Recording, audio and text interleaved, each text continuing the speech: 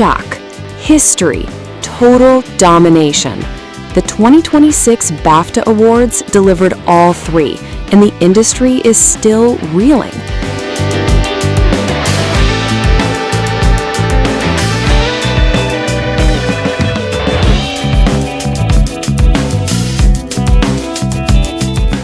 The night belonged to one battle after another.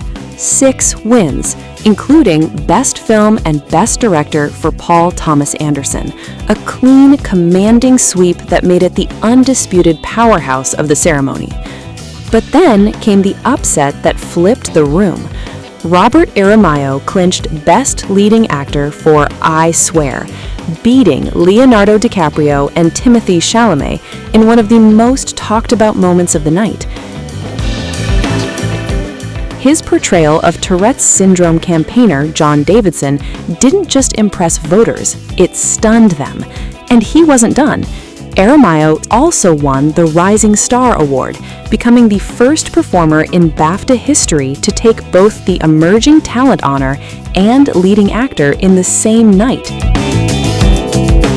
One ceremony, 2 major trophies, instant elevation. Then came a history maker. Jessie Buckley captured Best Actress for Hamnet, just 2 days after winning the same prize at the Irish Film and Television Academy Awards. With that victory, she became the first Irish performer ever to win BAFTA's Best Actress title. The award was presented by Cillian Murphy, a moment that added emotional weight to an already electric evening. And the momentum didn't stop there. Sinners and Frankenstein each secured 3 awards, marking major breakthroughs for multiple first-time BAFTA winners. The message from the 2026 BAFTAs is clear. New leaders are rising, unexpected victories are rewriting the script, and the award season race just got a whole lot more unpredictable.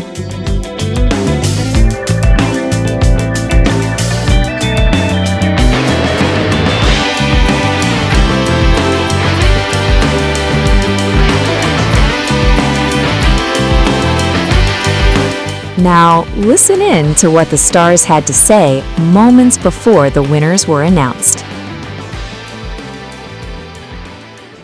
I just feel like I'm in really great company. Yeah, really great company. Still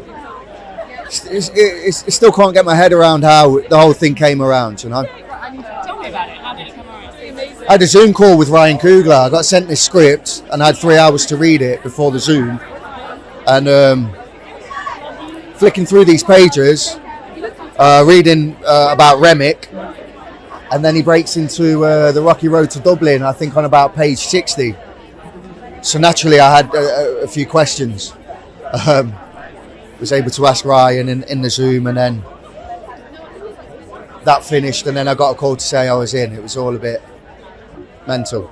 I feel like, first of all, it just feels amazing to be celebrated, and that people love the film and have decided to nominate it 14 times in 14 different categories. It feels really good, and for me to be a Brit and celebrating that here on home soil feels amazing. But I feel like the film is beyond just American story. It feels so like universal in the themes and the reach, and Delroy always says, it kind of digs into the depth of your humanity. And so yeah, I feel like I'm glad that it reached over here and people were like received it heart open, you know. I'm just really lucky to be here, I feel, and you know, all these incredible artists around me, you know, just amazing. So just really feel so cool. Oh yeah, my first time at BAFTA. Yeah, your first time. Yeah, my first time. I confess I've never even watched it, because in Australia we didn't get it growing up, and then it's not as easy to stream in America. So I can't believe I'm here. I'm really excited to see how it unfolds. It's been kind of pretty surreal, honestly. It's an amazing thing to get that nomination. It's something that I've been, so hyper aware of as an actor forever. And then the journey of it is so strange because it's obviously public voted, and it kind of feels like you're on the X Factor a little bit. You're going, how can we vote for you? You're like, you can vote if you want, you can also vote for someone else if you want. It's like a strange thing to be so forward as an actor and being like, you can vote for me. But also, it's just been so amazing. I mean, all the nominees are unbelievable, so talented. So I was just saying, it doesn't feel like a loss to lose to any of them. They're all so brilliant. The nomination feels like a win. I feel very proud. Oh no, I really feel like I might be its biggest fan. Yeah. Like, I left the screening, by the way, and I was like, that's my favorite movie. Is that weird to say about a movie you're in? It's my favorite movie. Yeah. Have kids started freaking out at you yet, like hearing the Judy voice? I mean, it's more that parents explain to their kids, that's Judy Hopps, and sometimes I get a little nervous because I'm like, I don't know if I'm ready for your kid to like have that like illusion shattered, because they're like, how, but you're not a rabbit. But then sometimes it does lead to wonderful conversations about animation. But you usually are wearing the rabbit ears But during that's those true, and conversations. that does help. So It does help. I've got them in my purse. Right, and it's like a voting booth. It's all private. You don't know what, and I voted, and so for the Academy Awards, and I'm not a BAFTA member, but and I'm looking at and agonizing over that list because you're affected in so many different ways, and you're like, oh, but this was, how would you prioritize? It's actually, if you take it seriously, as I do, it's difficult. It took me hours and hours. It took me like 6 hours to finish my ballot. 6 hours.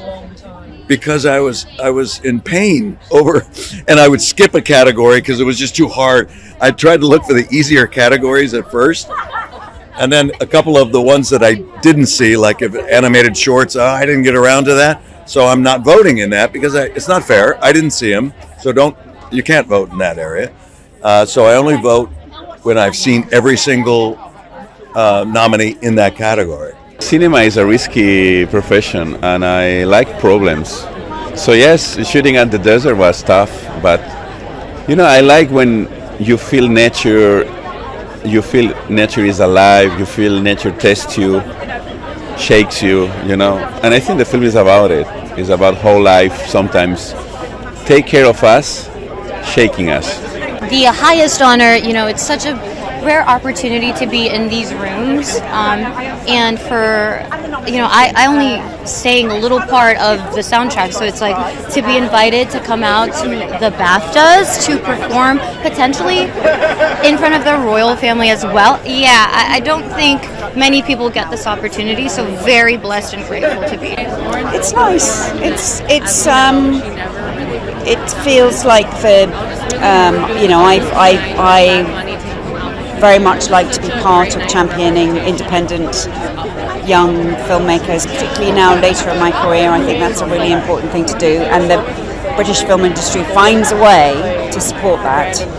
It's very difficult, and I think the success of films like Hamlet makes more room because it's a grown-up, serious film. It's not a popcorn movie, and it's done incredibly well at the box office, and people have really gone to see it. So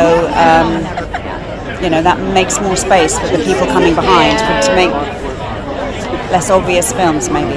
We did not expect this kind of reception for sure, but I think it's important for as many people as possible to see this film and to keep the conversation going, and I think cinema sometimes does what the news cannot. So we're all ensemble players.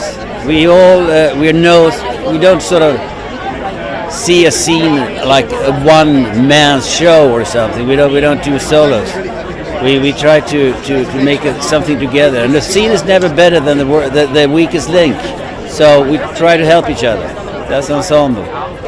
ببینید وقتی که میگم که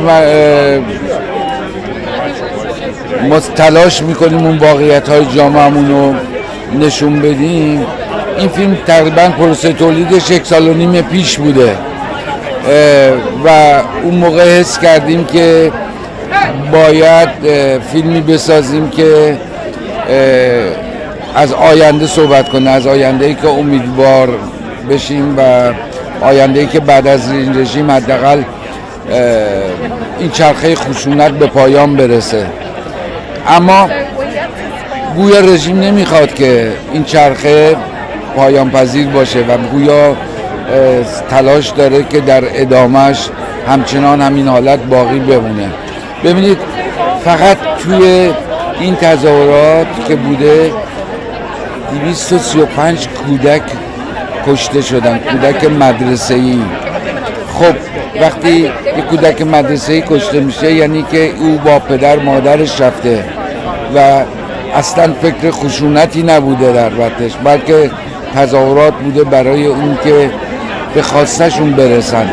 اما این حکومت های اینطوری هستش که تمایلی به حتی تظاهرات مسالمت آمیز هم ندارن.